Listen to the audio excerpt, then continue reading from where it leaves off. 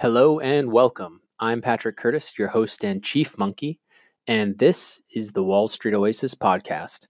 Join me as I talk to some of the community's most successful and inspirational members to gain valuable insight into different career paths and life in general. Let's get to it. In this episode, member Lateral Monkey shares her story from a non-target school all the way to the front office at a bulge bracket investment bank. Find out what helped her land a rare sophomore summer internship in capital markets and why she despised it, why she stayed at the same bank for her junior summer, and what saved her time and time again. This is part 2 of a 2-part series.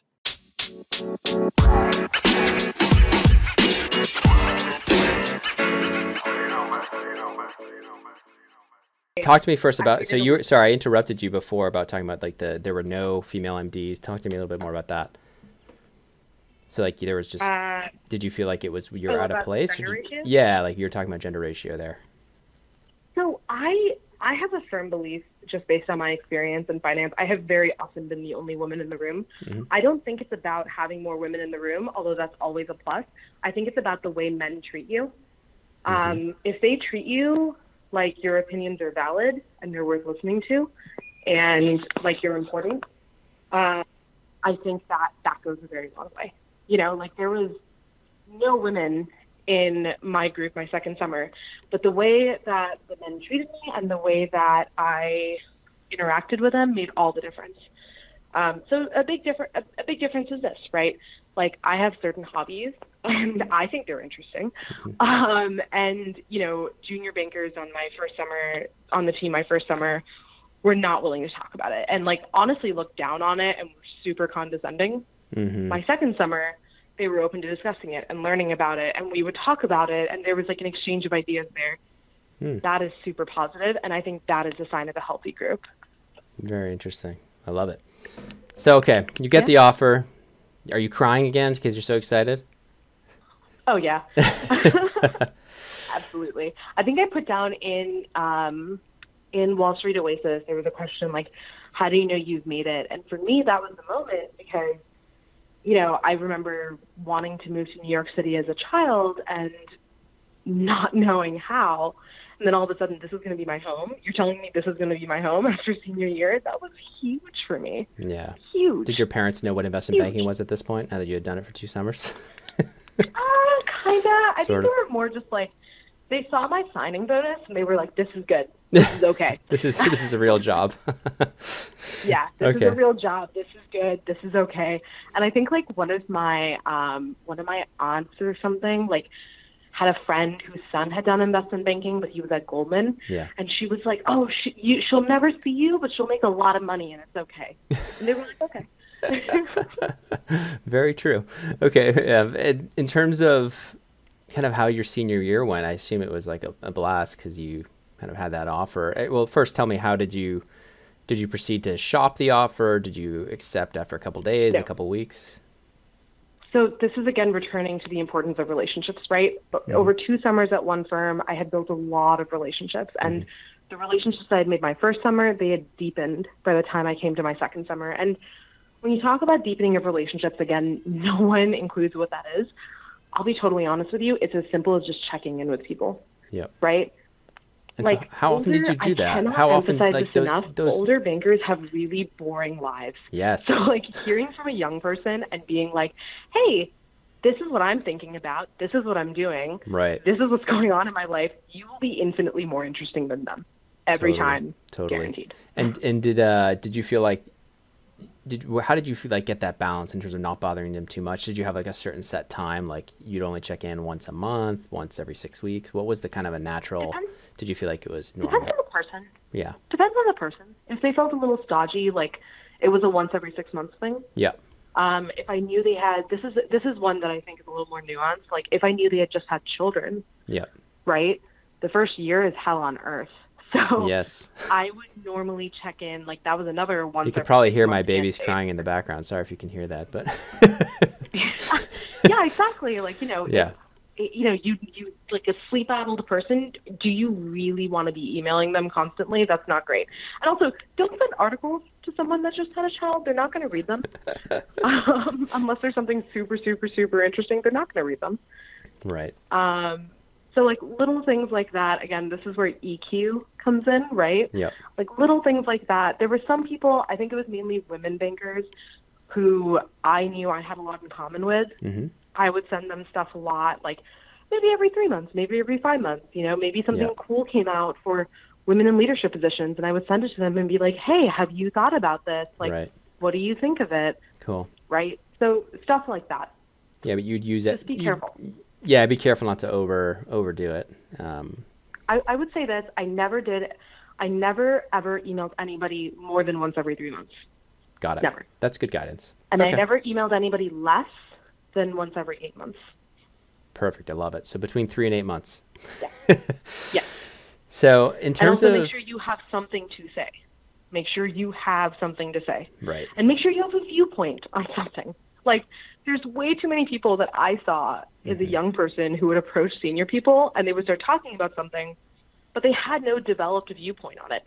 Have an opinion, have something to say, have something to contribute. That's what makes you interesting. I love it. So any guidance on that in terms of how to develop an opinion without coming across as overconfident or arrogant?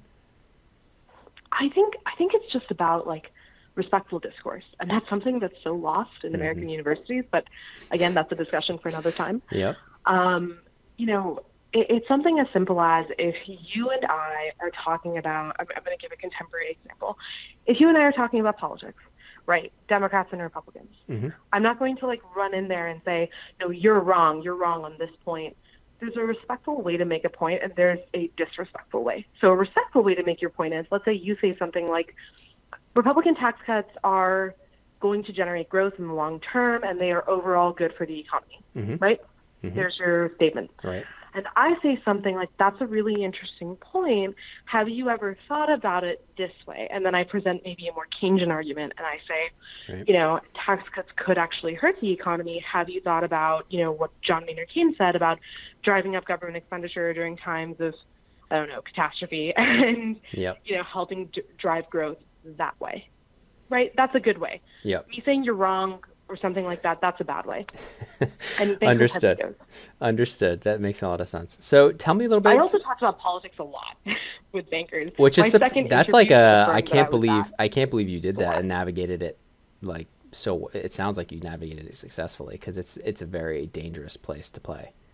It's a but it sounds like super based on what you just told me, it sounds like you did it in such a way that was very kind of understated and smart, and you didn't necessarily reveal how strong your opinions were in certain areas. Well, it was humble. It's actually it's so funny because now that I'm out of the firm that I was at, like really after I was there for 2 years, there was this one MD that I talked to consistently since my first summer in banking, right? Yeah. And like I talked to him all the time, and I remember the last time, 3 times ago. So like a year ago, when we talked, I had like such a strong opinion. It was on healthcare. I had such a strong opinion. I was like, no, you do not know this, you know? Yeah. And he's more libertarian and I am not. And, you know, we actually had a little bit of an argument about it, but it was actually really fun. And you can only do that with someone you have an established rapport with. Right. And a respect for. Like, and he had talked to me about his like 5-year-old and his 9-year-old. Like we had an established rapport. Right. He knew me. He knew what kind of person I was, and that's why we could go back and forth. Don't ever, ever do that. I would say even in the first year of knowing someone, don't do that. Yeah, no, that's great. I love it. I wish we could do that on WSO with all the political threats. Yeah. But maybe that's what we need to do. Like have something where you have to be on the site for a year with a certain number of bananas before you can even talk politics. I don't know. Yeah. Anyways. I don't know. Respectful discourse is a really lost skill. Yes. And I think that's true for any topic, whether you're talking about politics, whether you're talking about, I don't know, religion, which way you think the market will go. Yeah. That's really important. Yeah. Well, that's great. And so you're very happy. Your parents were now happy because they saw your signing bonus, which was what, $15,000, something like that. Yep. And then you accepted, right? So tell me about that process. Was it, you kind of knew you were going to accept, and was there any sort of hesitation? No. I had the relationships. I knew that I wanted to continue to deepen those relationships. I wanted to be in a place that I was protected, frankly. I really, really didn't, look, I was in tier 1 is the top 3 banks that everyone knows about, and tier 2 is maybe a couple of other banks. And I never wanted to shop my offer for something that was more prestigious, because frankly, when you get to a certain point, it's just splitting hairs at that point, Yeah, totally. Now I'm an econ major, right? So how much will this minor bump in prestige actually increase my happipiness? Yeah. The answer was not a lot, Yeah. The marginal benefit of a little extra dose of prestige to your ego or whatever, or whatever it would be. Let me put it this way, and I was dating someone at the time, so I obviously did not think about it this way. But if I'm at a bar, right, let's say the Brass Monkey in Meatpacking District, and I'm saying I am a Citigroup investment banker, and I'm top stuff. Will I really get more girls if I say that I'm a Goldman Sachs banker? Will I? The answer is no, by the way. Are you sure? No, just kidding. I've seen a couple friends try that out. And that's kind of how I viewed it. And so for me, what I thought was, okay, I'm going to choose based on the strength of my relationships, and my relationships are strongest here. Yeah, so I picked there. It makes a lot of sense. Simple as that. So you had a great senior year, I assume. I did. I ended up founding a company my senior year. Awesome. So, okay. A lot happened there. Founding a company, falling in love, the whole 9 yards. So you fell in love, you founded a company, a lot of change, a lot of fun, and then the company, I assume you stopped when you started working full-time, or what did you do? Oh, I wish. So instead that's of going crazy. to the coverage group that I that's loved, insane that you kept a company starting. Okay, so tell me what happened. Why didn't you go back to the same coverage group that you loved? Let's start there. I ended up not going back. The reason why is because I had founded a company, and that changed everything. And this is another thing that I will say to young people: don't ever underestimate, how much your life can change in a very, very short amount of time. We're at an age where little things can impact your entire perspective on things. And honestly, actually, that's not even true for young people. That's but true tell for me why older you say that. too. Tell me why you say that. What happened to you? Sorry? What happened to you specifically where something could change? Is it just the startup changed everything? Things took off and it did. Yeah. It did. Okay. The events that led to the startup were fairly traumatic. And then my good friend and I, who's a software engineer, founded a company to come up with a solution to that issue. Okay. And it had impacted somebody we had both loved. And, I was so absorbed in it because, again, I'm obsessive, right? So I was obsessed. I was obsessed with solving the problem. And I was so absorbed in it and so invested in it that I realized that I actually really enjoyed being an entrepreneur, and I really enjoyed, being accountable to myself and building this company and the process. And the process was terrible, by the way. Oh my goodness. If anyone ever tells you that early stage startups are super fun, that person is a sociopath. It was terrible. It was so much work, but honestly, it was so great. I just said that you're a sociopath if you say you enjoyed it, and I'm saying that I enjoyed it now. Are you a sociopath? No, just kidding. It was great. It was better. It was better than my banking time because I felt like I had purpose, and that is really what changed me. I figured out what it meant to work towards something and have a purpose with it, and then I'd worked without a purpose in banking, and no, money is not purpose. But I assume you kind of still felt the pressure to take the job, start collecting the paycheck. You didn't come from a lot of money, it sounds like. So. Well, I didn't actually, and the reason why is because so my family background was I was upper middle class, and so I was doing okay. You're doing okay. But I was from a very small town. Yep. So I was upper middle class. That's right. Your father was a doctor, you said, right? So you were. Yes, he is. You guys were okay. So my dad is a doctor, so Yep. we weren't hurting. But Yep. I think for me, what did it was never about the money. For me, the reason I went back was because of those relationships. Literally, that's why. Because all of those people had invested in me, and I felt profoundly guilty. And I also felt like those relationships would be harmed if I didn't go back full time. Right, because they had invested so much time like mentoring you I and mean, all all that of stuff. those recommendations, all of those introductions, all of those, like, can you imagine what the person who had CC'd the entire junior team of that group would have done if I hadn't gone back? Yeah. I went back because of everything with my career starts with the relationships and it ends with relationships. So your senior, entirely went there for it. So your senior year, how are you so you're balancing schoolwork, this new startup. Are you a co-founder, or is it like your own baby? Like, are you a 50-50 co-founder? No, I'm a co-founder. Like 50-50? I cannot write a single line of code. Okay. My co-founder was the one who could. So senior year, I graduate early. I moved to a different city to be closer to, the guy that I've mentioned vaguely in this conversation. And I'm still working on this startup, and we end up getting into an incubator, and that goes super well. And I continue working through the 2.5 months that I'm training. And I actually failed one of the series exams because I barely studied for it because I had a pitch competition to go to. That was not my finest moment, but kept working, and I ended up going to a capital markets group because I wanted my weekends. That's what I wanted. And I knew that I would work really hard during the weekdays, but I could at least get my weekends in a capital markets group. So I went to the capital markets group, and that turned out to not be the case. Tell me about that. Killing myself in that group. It was awful. The hours were coverage level. It was terrible. And I had to take a step back. I took a step back in the fall. So just a few months after I had started full-time on the desk. And it was honestly like a lot of people would say, oh my God, like, banking hours are terrible. Try banking and startup hours.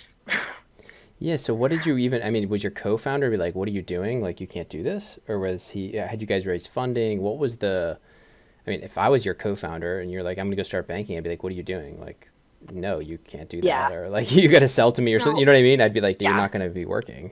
So what was that conversation? That must've been tough. It was a really tough conversation. She knew me really, really well. And we had a very honest conversation about the number of hours I could put in. Yep. And by the way, the number of hours was roughly 10 to 15. Yep. And I did that on top of banking, and I didn't sleep at all. I'm being very honest about that. I did not sleep. So she was putting in about 40 hours a week at that point. I was putting in 10 to 15, but that was balanced by the fact that I had gone full throttle for months, putting in 80 to 90 hours. I had like a 3.9 GPA in college, and I almost failed a class my last semester of college because of how much I was working on this. Got it. Actually, by the way, that professor loves me, and she told me she would write me a recommendation letter anywhere if that grade was an issue. That's so funny. That was real. Like, that was when I'm talking about that I get obsessive about something, I'm being very, very honest there. So she knew that. You're so obsessed with this. How did you even step back? Like, so early on in your analyst stint, you're like, this is not working. The group I thought this would be, I'd have my weekends. I thought I wouldn't be working 80 hours. I thought it'd be more like 65, whatever. You were working 85, it sounds like, or 80. And then, it was a second-year analyst who had that conversation with me. We had a weekly assignment to do, and he was the one that checked it over, and he was such a nice guy. Like, I'm still really good friends with him. Yeah. And he took me aside and was like, I just wanted to let you know that this assignment that you just turned in, this is full of errors. Like, this is terrible. And I know you're capable of better because you've been doing better. And then he was like, you look out of it. Like, you look out of it. He was like, have you been, like, doing drugs on the side? Like, what is going on? What's wrong with you? I was like, no, I have, like, never even taken a Tylenol. Like, that is not the case at all. And then I finally was honest with him, and I told him I had to anyways file an OBA, so my MD knew, but he didn't know that I was, like, continuing to work on it. Yeah. But the analyst obviously had no idea. And so the analyst comes up to me and is like, you need to stop. Like, this cannot continue. Yeah. And I got a Saturday off, and this is a little personal, but I got a Saturday off. I remember like 2 weeks after that conversation, and I blacked out, and I woke up, and I was on the floor of my room, and I had literally no idea what time it was. And I remember checking the time, and my first thought was my anxiety over checking my email for anything, for startup stuff or investment banking stuff, and that was like rock bottom. Yeah. That was 100% rock bottom. And that was. And you blacked out because you were drinking, or because you just passed out from exhaustion and just No, I passed out from exhaustion. Okay. Yeah, and you just slept for like probably 20 hours or something. Yeah, my body was done. Like, I remember calling my dad because he's a doctor and being like, what just happened? And my dad was like, your body quite literally was like, nope, we can't function anymore, and just shut down. Yeah. Like, that's what happened. So, and I landed up in the hospital for a day because I know a lot of the doctors in New York, and one of the doctors was literally put me on an IV with saline just to because I was so dehydrated. And then I went back to work on Monday, but I was gone. I was out of it. So that's when I took a step back. And tell me how the group handled it, or how your mentors handled it. Is that a tough conversation? How did you even approach them? Well, I took a step back from startups. Oh, from the startups. Oh, so you stayed. Okay, so you talked to the co-founder. How did you work that out? That was brutal. Yeah. That was a really hard conversation. We were we're still close friends, but that was rough. I had to basically tell her, I can't pursue this idea. Like, I just can't do it. Health-wise, I can't. And she understood. And she said, I get it. I wish you had given me a little more ramp down period, but I get it. And she actually ended up pursuing it with somebody else who I also know, and they are actually doing fantastic. Great. They're still doing the idea, but tell me about it was tough. I mean, we didn't talk for 3 months. But you guys, that was a really tough conversation. But you had part of the company, right? So did she buy you out, or how did that work? So I gave up 30%. Okay, so you still own a portion. 50. You still own a portion. Okay, so you still own a portion of it. Do you feel like down the road you may rejoin them? Is the relationship harmed to the point where you couldn't, or you don't have to tell me? No, it's not harmed to the point I couldn't. In fact, we're actually still really close. We grabbed dinner about a week ago. Yeah. I know those are super hard conversations. Her new boyfriend. Oh, good. Wait, are you still with the same guy? Yeah, same guy. Wow. Well, so that it was good to graduate early. It was good to graduate early for him then. Yeah, you would think that graduating early for someone and moving with them, I was like, all right, I've sunk too much into this relationship. This is not going to be a sunk cost. No, that's great. So anyway, but no, I'm still very close to that co-founder. I think the reason I would not join is because my goals have changed since being in that startup. Got it. Okay. So tell me a little bit more about that. And so you stepped back from the startup world. You kind of were able to re-engage in the banking world, but you weren't too happy still with that group, it sounds like. So was your goal to get back to coverage? No, not at all. What was your goal? Not true, actually. Just survive for a couple It's not completely true. I was miserable, right? I hated it. So I met with HR and was like, hey, I'd like to go back up to coverage. And there was actually a group that was super interested in having me because I had a great reputation within the firm. I did a lot with recruiting. I met a lot of people. I knew a lot of people.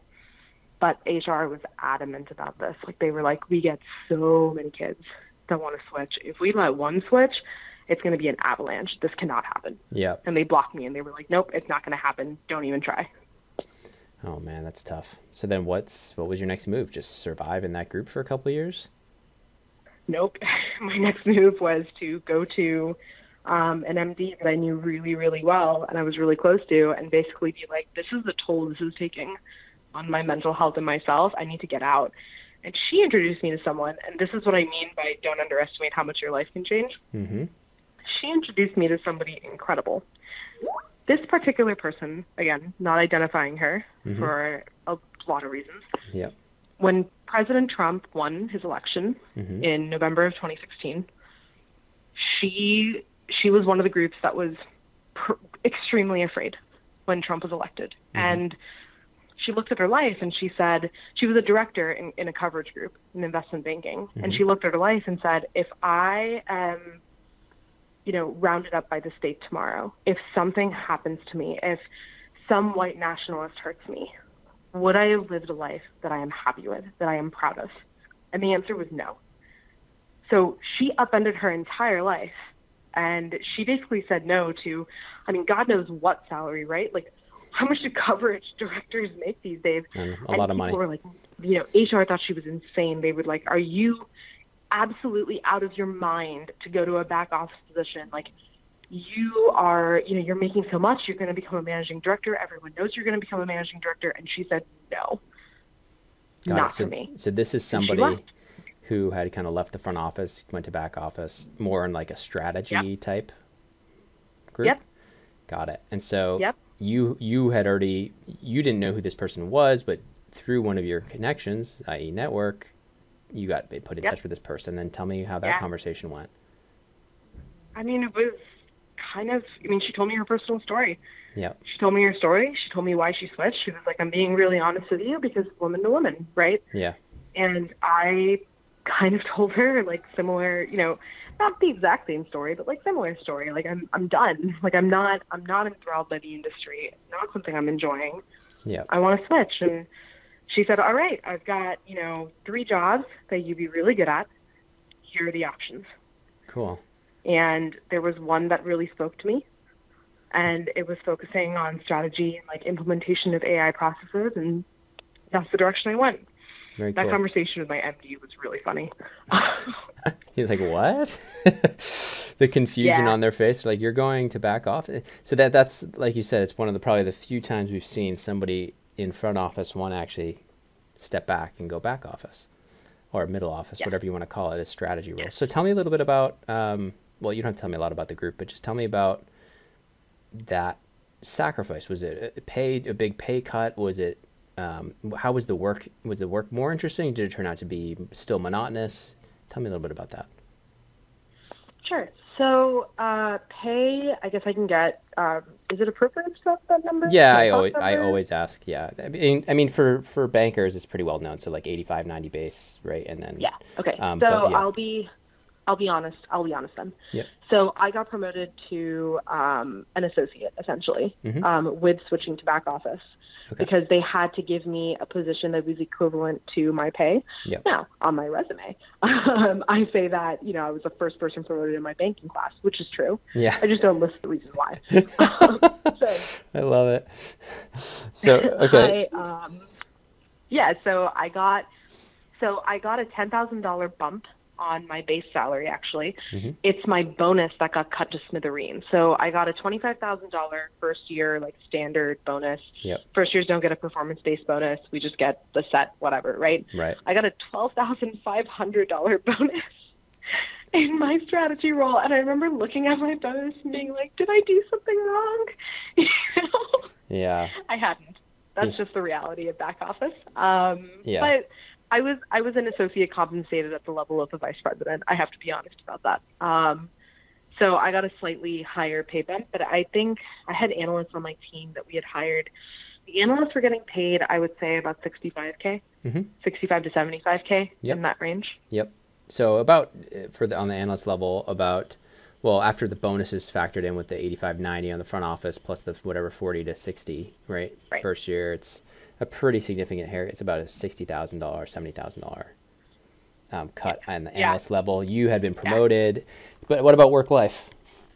Was it better? Work life was so great. I would roll into the office around 9 a.m. I was leaving at 5 p.m. Sometimes I'd have to stay to the shocking, horrifying time of 8 p.m. Yeah. And I had a blast. I mean, I had such a better life at that point. I was also managing people. What I enjoyed about my strategy role was that I was basically, so I like to say that I was like a professional translator.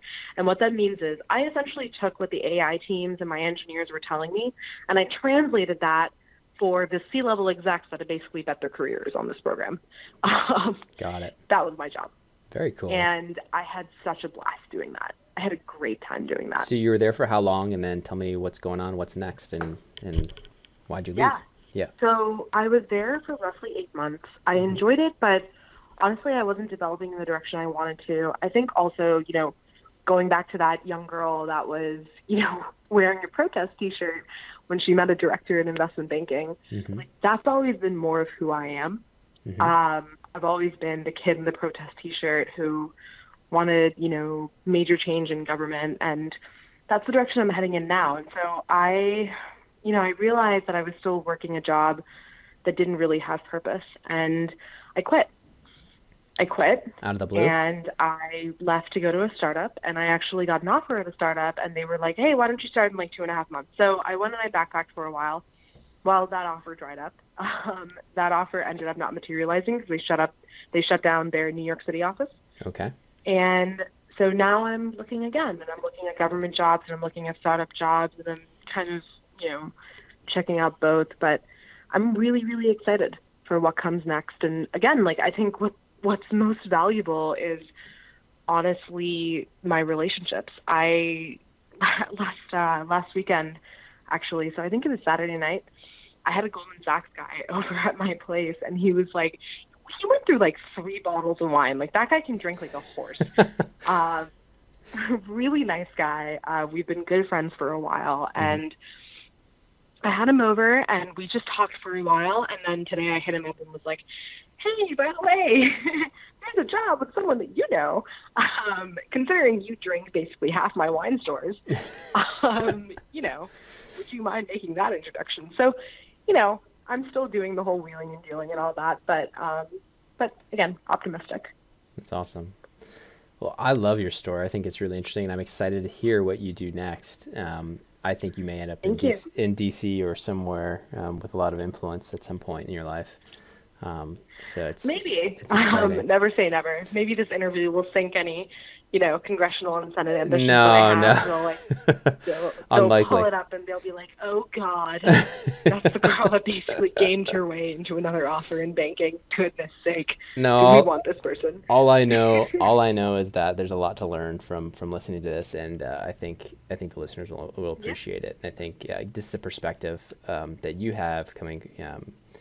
Everything you had to deal with, especially at that first internship, I think is eye-opening. So, I think in the end, the takeaways from my story is, and I am not someone that came from a background with a lot of connections or anything like that. I had no understanding of the industry. I think that, forging relationships can take you a very long way. I think doing your research, I think relationships are honestly, I think this is true for any relationship you have. It's 99% work. Do the work, do the legwork, do the research. Make sure you're investing time in improving yourself. I'll give you a simple example. I have one of my best friends, absolute best friends. Mm-hmm.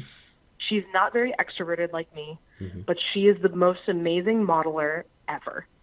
She could build you an LBO when we were still in school, and she was by no means a finance major. Mm-hmm. And, she used to go to bars, just random bars, and she would just go and practice talking to people. She would strike up conversation with strangers, and that's how she got out of her shell, and that's how she practiced interacting with folks. She'd go to banker bars. She'd go to, jazz bars. Are you sure she wasn't trying to pick up guys? Come on, let's be honest. Maybe. No. But she actually did end up meeting her current boyfriend. There you go. So that might be true. There you go. So no, honestly though, so you're saying that she was a little more introverted. Yeah. She worked on herself. Yeah. She worked on herself a lot, and I think she ended up getting an investment banking offer as well. By the way, her junior summer. Wow. She ended up turning it down, and now she's in equity research. But she's one of the smartest people I know. And she's an introvert. She's not someone for whom, relationships come easily. Mm-hmm. And she comes from a low-income household, and yet she made it work. Yeah. And so I think that's a takeaway from my story as well. Relationships, these kinds of things happening for you, they're 99% work. You can absolutely pull it off, 100%. Yeah, that's great. I love it. Thank you for all of that. And thanks to you, my listeners at Wall Street Oasis. If you have any suggestions whatsoever, please don't hesitate to send them my way, patrick@wallstreetoasis.com. And until next time.